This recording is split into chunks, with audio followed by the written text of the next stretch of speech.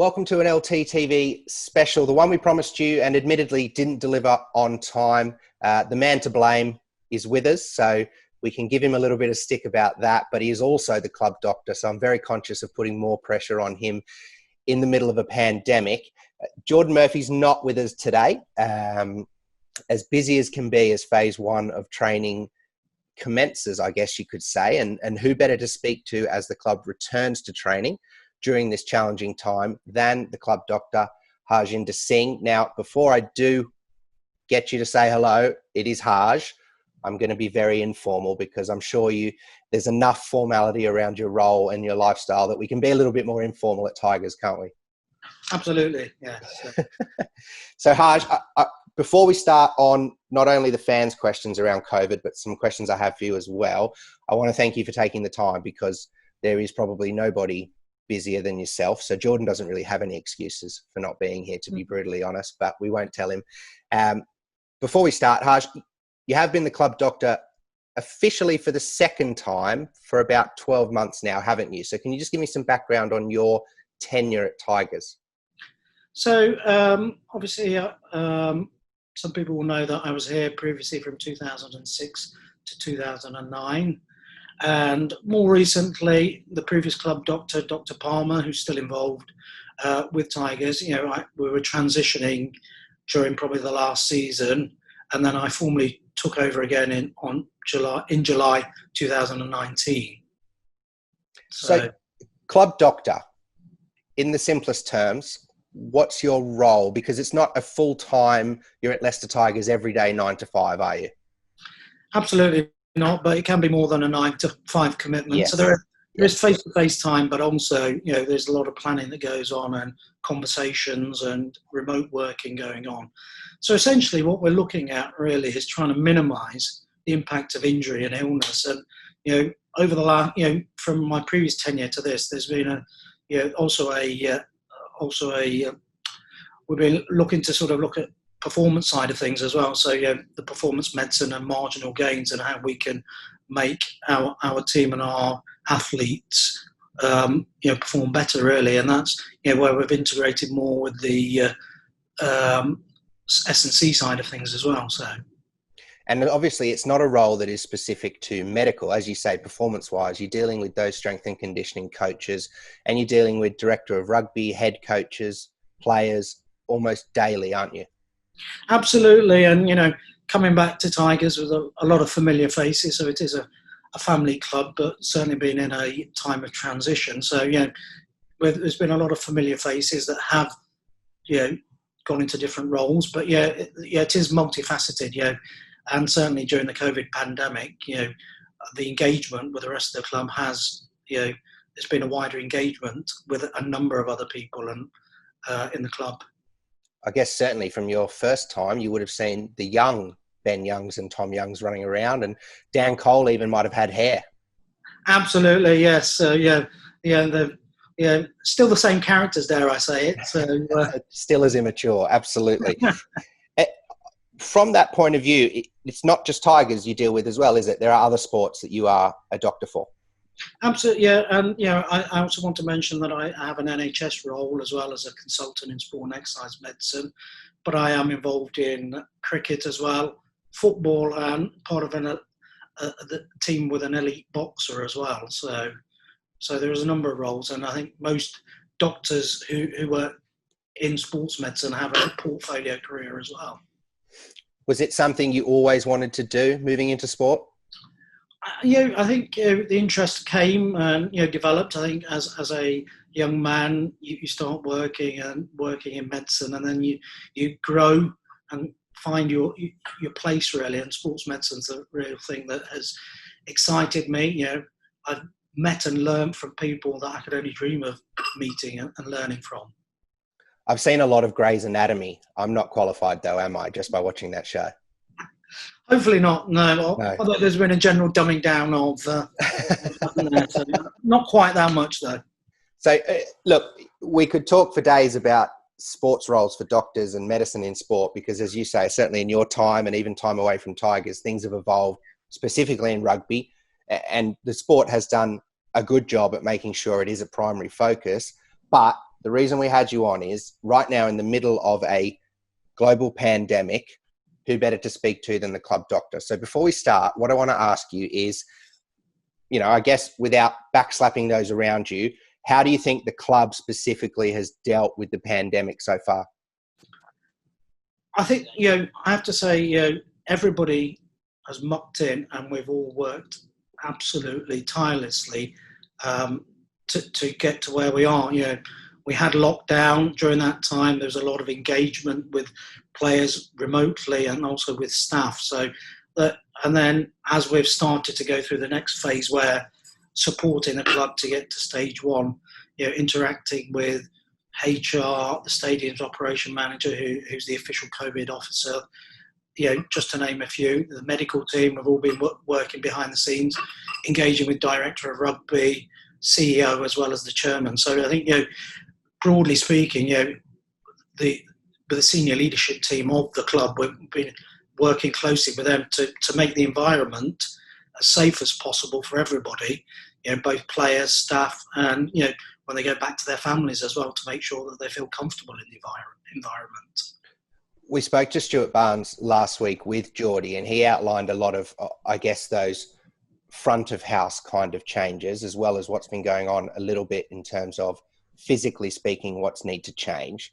From your perspective, what have been the biggest things you've had to implement or change at the club because of not only the phase one guidelines, but also what the club's decided needed to be done to make sure it was the safest possible place? I think, we've looked at everything in minute detail, and, the way we practice within science and medicine has changed. The mantra is really to keep to social distancing wherever we can. So we're that 2 metre rule is the key, and we're trying to avoid any instances where we break that.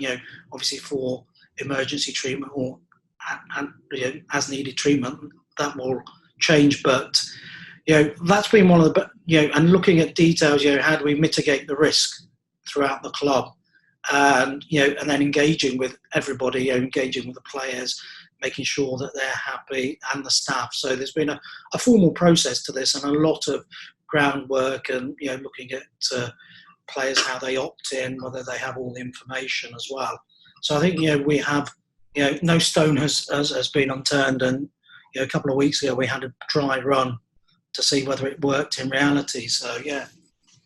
From that point of view, a slight tangent, those players who had existing injuries, even long-term injuries, and how have those guys been managed medically through this? That's where we've still been engaging with the players. There's been self-directed rehab and regular check-ins with the players as well. Any of the players that have needed further consultation, there have been virtual consultations. So I think, and there've been set parameters and programs that they've then sort of self-administered, really.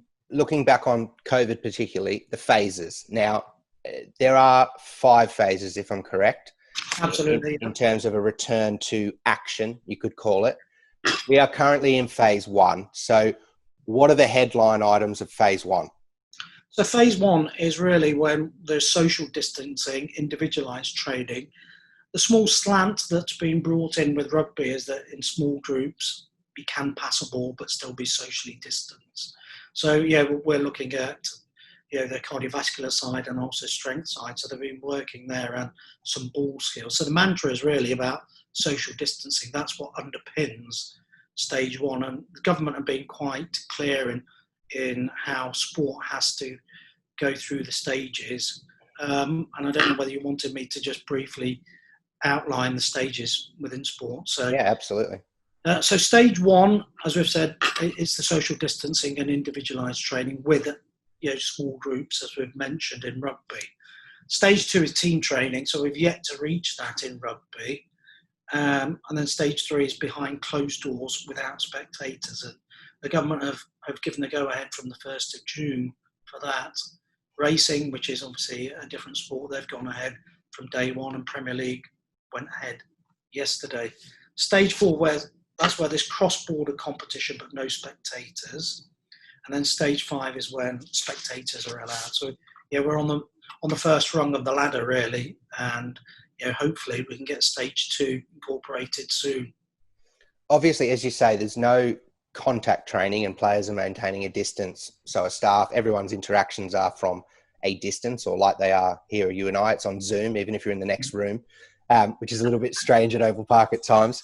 But the obvious question from people at the moment is rugby. Now, it's a heavily contact sport of which people literally go head to head at scrums or lineouts. It is contact at an absolute extreme at sport level. When you're talking about the worries around COVID, etc., what has to be met or what has to be done before a scrum can be packed or a tackle can be made? So I think that's where these guidelines that for stage 2 from the RFU and PGB will come in. We've had some tentative discussions with these organisations. It'd probably be remiss to discuss those when they haven't been set in stone or signed off, really. But obviously, you've mentioned contact. The contact nature of the sport is probably what's causing the greatest difficulty with stage 2. How do you mitigate that risk of close contact? Because that's the nature of the game. So yes, that's where potentially extra mitigation steps will be taken. So I agree that stage 2 is going to be a struggle, but I think we've got to mitigate that risk somehow.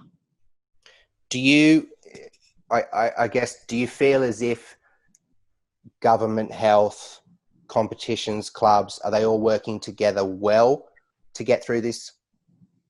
Absolutely. So there's been a real push from government to get sport back, for a feel-good factor, for the morale of the nation and get back to some normality. So there's a push from government, but there's also the public health side of things. So there's got to be these stringent measures in place.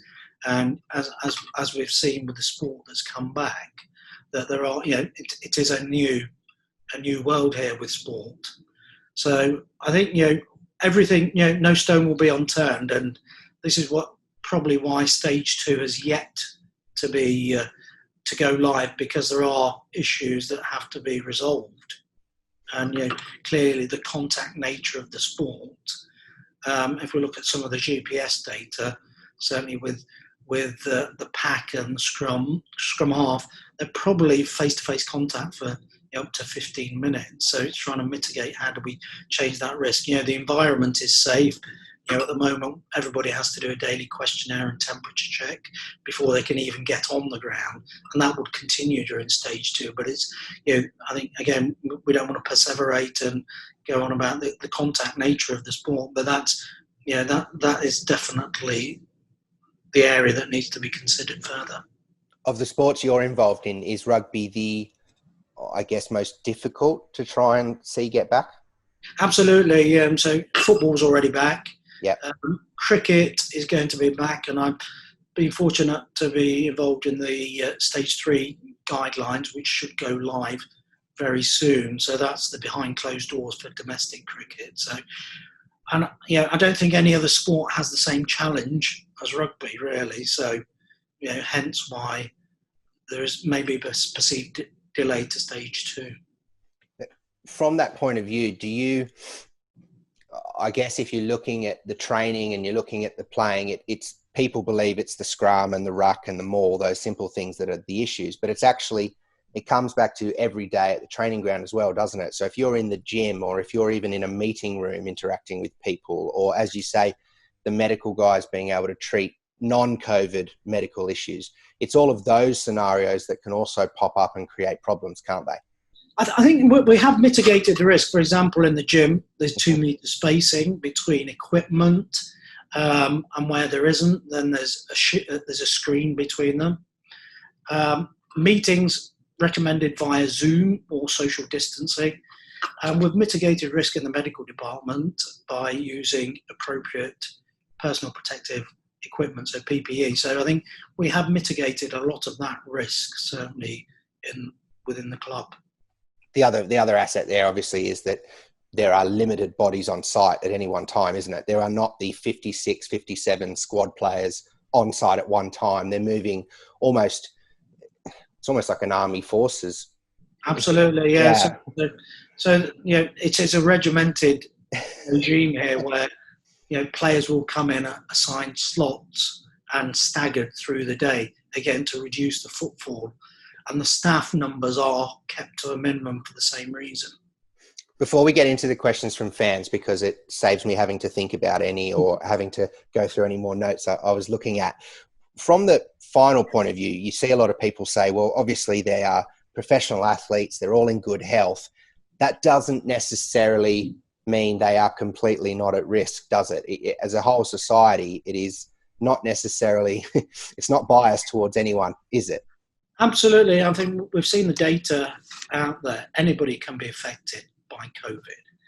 And, just like the rest of the population, everybody has their own anxieties about their health and also their family. I think we need to really remember that, we care about our loved ones and we don't want to put them at added risk. So, COVID can affect anybody, really, and that's why there's been the stringent measures. Again, I go back to the measures and the work we've done. We've been meticulous with that, really. As you say, you also have an NHS role. As a final point, from that point of view, how has it been? I know we obviously have seen all that's been reported, and the country's done, well, across the world, it's done an incredible job of, I guess, praising and acknowledging the work of staff like those at the NHS in different countries around the world. How frantic was it and how less frantic is it now? Yeah, I think locally we were at the point where I would have been redeployed. Mm-hmm. But yeah, I think we were hours away from that. But fortunately, then the numbers did drop off, and currently our numbers are probably a little bit higher locally than the rest of the population. But we have a specialist centre locally that treats people who are unwell. So people, it's called the ECMO unit. So I think that probably skews some of the data. But certainly, there's been it's been invaluable to be in the NHS to know what's been going on and how people have been dealing with it. And my colleagues who have been frontline have done a absolutely fantastic job. It certainly puts into perspective how much we think, 𝗟𝗧𝗏𝗔𝗟 and Dan Cole are out there throwing their bodies on the line. I think we've all seen through this pandemic, those frontline staff, and actually just how big a heroes they are. Absolutely. And again, and it's been gratifying that people have been so proud of the NHS and thankful as well. Even us at Tigers did our little bit towards the NHS. We donated some PPE and also redirected our oxygen supplies so they could be used in the NHS. And that was it in the early days. So, we've done our little bit to help the NHS as well as giving the moral support. We probably need some of that oxygen back now the boys are back at training after seeing some of the Bronco tests that were done by, it rhymes with Ben Young's, and some of the other boys. They look like they were struggling a little bit. Yeah, I've just been outside now, and I think there could have been a definite need for oxygen for both players and staff. Yeah, no, the staff as well. It's just being around people again. It's quite exhausting being outside for longer than an hour. Look, as I say, we had some questions from fans, so I'm going to put them to you. Obviously, as you say, there are some that it's not worth going into because it would be irresponsible of the club and certainly yourself in a position. We're not here to speculate, but, wave me away as you feel free. Absolutely. Yeah. Go for it. Everyone else does it. So, look, to kick off, is there, from a non-COVID, I guess, related injuries, what they're asking here is, one of the questions was, what injuries are players most susceptible to after a long layoff, and what mitigation is being put in place for those kind of things? So after a long layoff, obviously, the players, they've not been officially training for 3 months. They've been doing their own individualised programs, but they won't get the same load through their body. So there's certainly an increased risk of soft tissue injuries, both the muscles and tendons. And also, if the load isn't controlled, then potentially an injury called bone stress injury, where you can overload the bone. The way we've mitigated this is to grade their exposure, really. And, there is a lead-in time for 8 weeks, I think, 2 months before the first game is scheduled. Yeah, so at the moment we're doing the stage 1, and it's a graduated return to lifting as well as running.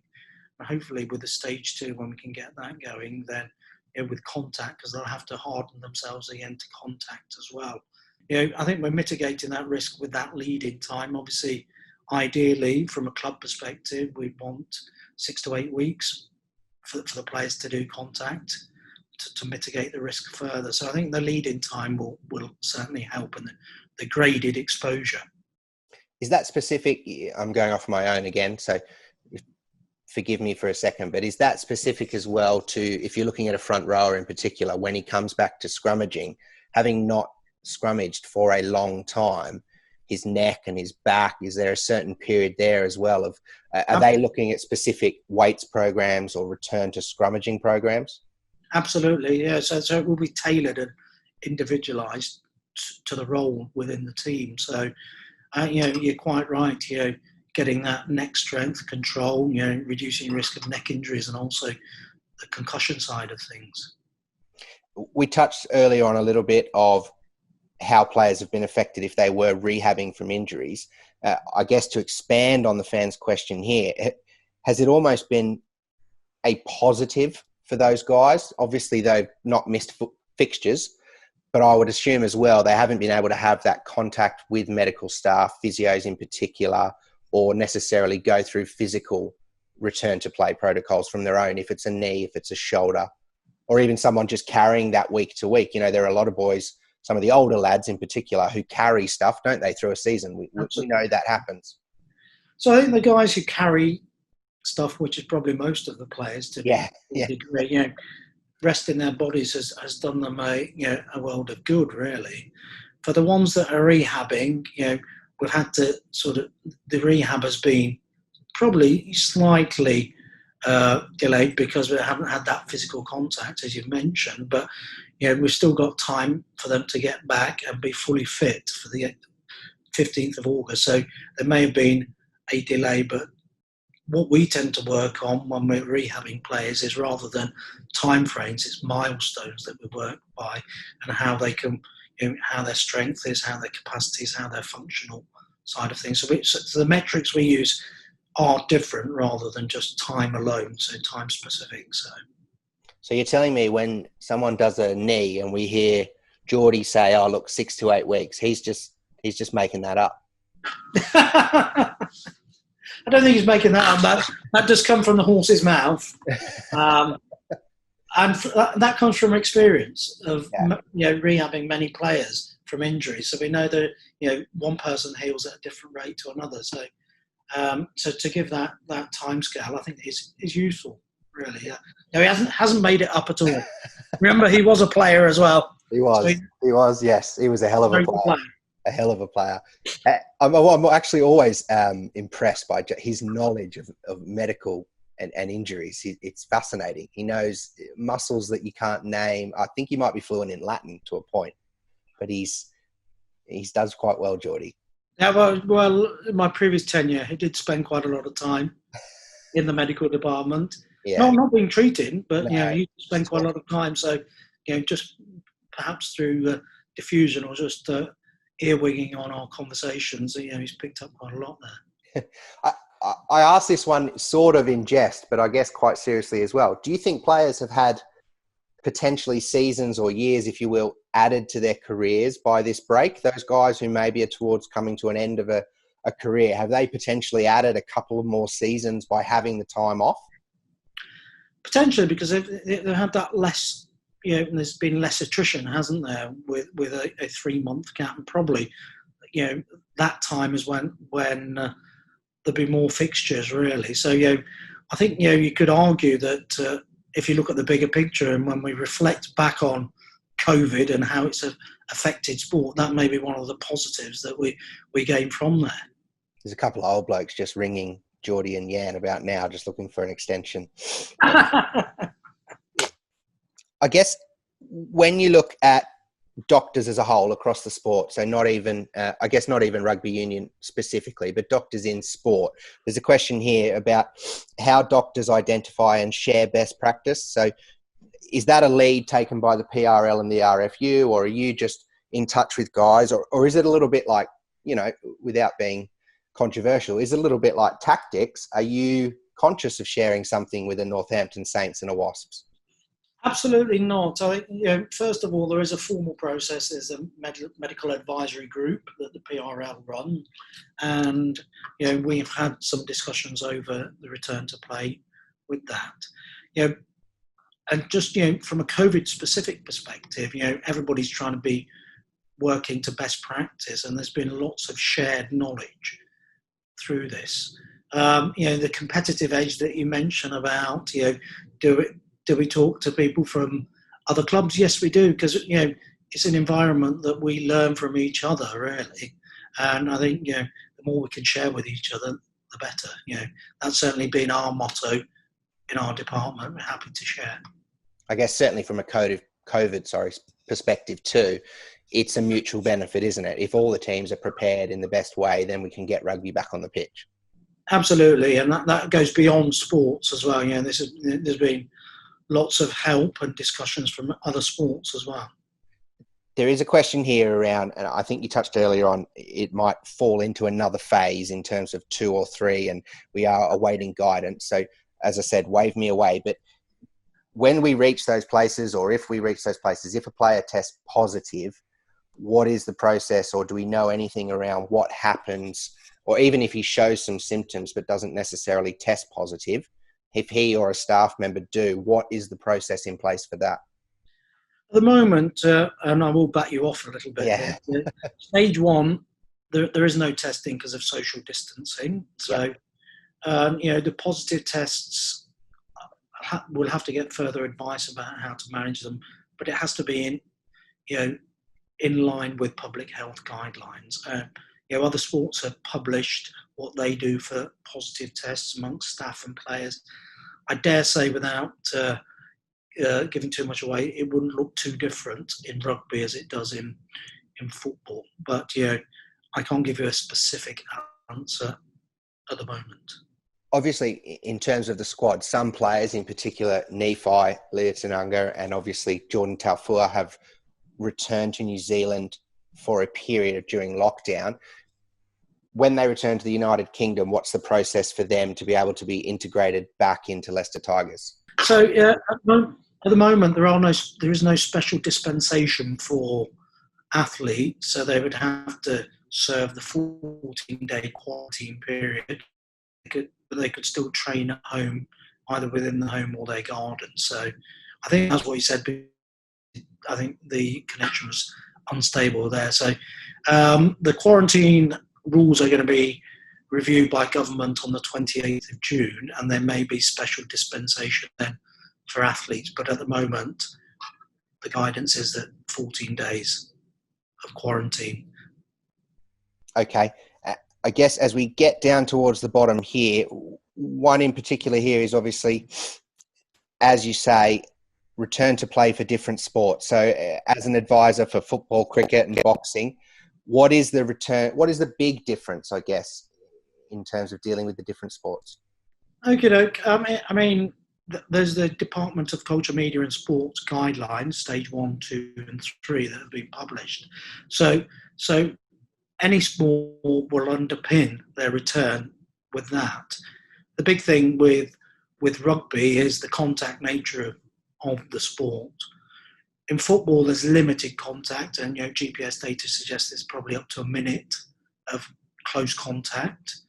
And cricket is a relatively non-contact sport, so there's definite differences there, and we can. And that's why there's differences in different rates of when sport returns. As a final question from the fans' perspective, obviously the club, which Jordan spoke about last week, has parted ways with Ed Hollis due to the financial constraints of COVID. Is that something that has had a major impact on the process for you guys behind the scenes? Ed, first, I'd like to thank Ed for all the work that he's done at Tigers, and on a personal basis, it made me very welcome when I came back to the club. So I wish him all the best in the future. What we tend to do within most medical departments is, when you recruit, you recruit in a way that you are, looking for leaders of the future. And, any department, especially now, there's going to be change. So, we're almost identifying and succession planning for the future. So,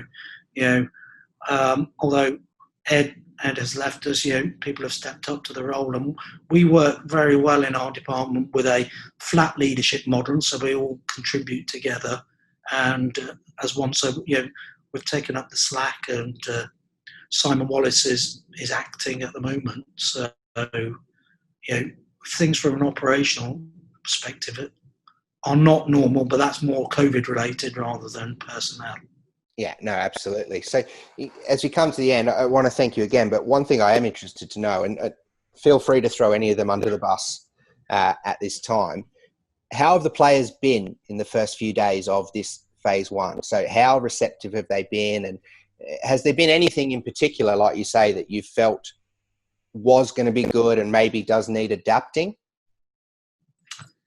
I think our planning has been such that, there's been a few minor tweaks, but, the players have all engaged in the process. They've been blowing a little bit, but certainly been engaged in the process. And, all the players have had an opportunity to look at what we were offering at stage one and could have opted out, but all our players decided to opt in to stage one of training because they were comfortable with how we've set everything up, and and they understand the constraints that we're working with for the greater good, really, both for rugby and society as a whole. Are we any closer to seeing a vaccine? Is that controversial to ask? I mean, Oxford, from my reading, Oxford are pioneering research into vaccines, and there's been human trials. But at the moment, watch this space, really. Lovely. All right, 𝗟𝗧𝗧𝗩, I appreciate your time. I appreciate your honesty. I appreciate too that some things can't be answered at the moment, but you are working hard to find those answers with other clubs, which is good to hear. But thank you for all you've done. Thank you for all your colleagues as well in the NHS on behalf of all the fans. And hopefully we'll catch up with you again when we have some information and have entered phase two. Well, thank you. And I'd just like to say thank you to everybody who's made stage one possible, because it has been a collective effort of many, many people. Lovely. Thank you, 𝗟𝗧𝗧𝗩. Cheers.